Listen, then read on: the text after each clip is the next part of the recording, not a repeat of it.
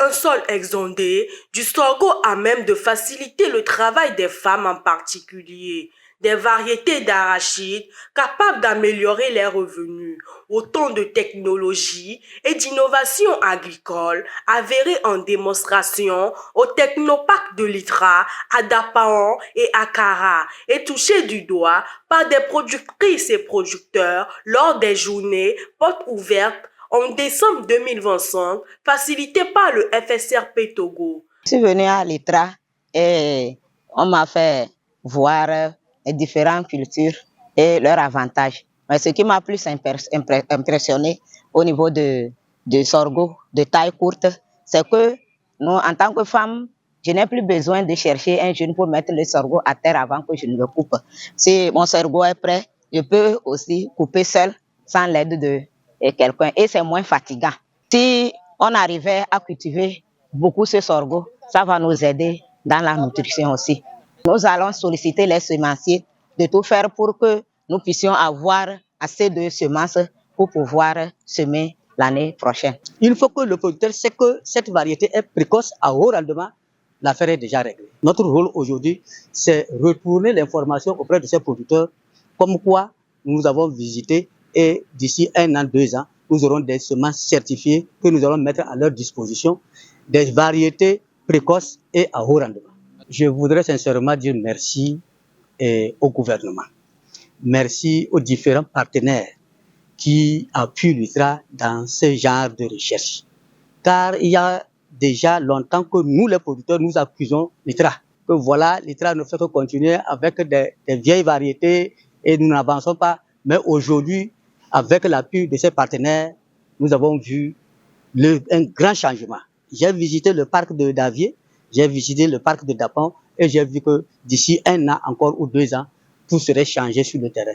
Et la production, on dira au revoir à la famine au Togo.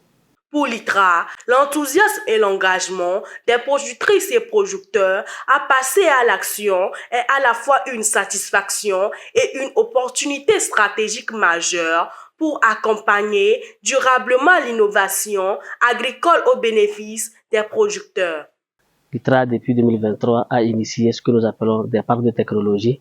C'est en quelque sorte ce que nous appelons les showrooms, comme on les connaît d'habitude, où on expose les innovations à même de pouvoir impacter les utilisateurs. Et donc, cette expérience qui a été portée par le CORAF avec l'appui du FSRP a été mise en place à Davy avec le parc satellite. Et à travers les différentes journées portes ouvertes et visites organisées, nous avons compris qu'il y a vraiment un engouement autour de ces différents parcs de technologie.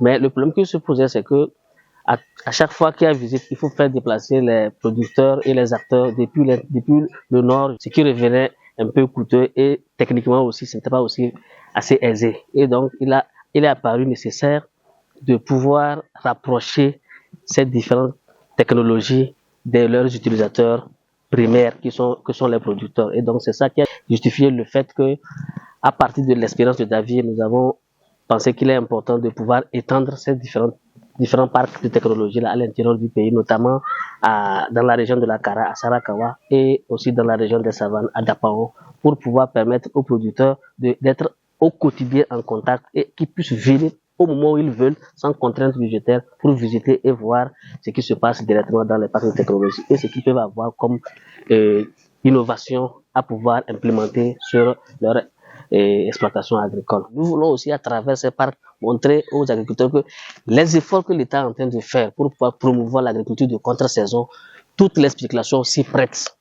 Que ce soit le sorgho, le maïs, le riz, on peut le faire à tout moment, même le soja et autres. Et donc, en venant apprécier ces spéculations à travers ces journées portes ouvertes, ça leur donne les idées pour pouvoir vraiment prendre à cœur les efforts du gouvernement en vue de pouvoir leur permettre de faire une double production au cours de l'année et donc améliorer substantiellement leurs revenus. Comme on peut le constater, les différentes variétés diffusées par l'ITRA à travers les technoparcs répondent à de vrais besoins du terrain en termes de rendement, résistance aux maladies, genre sensibles et changements climatiques.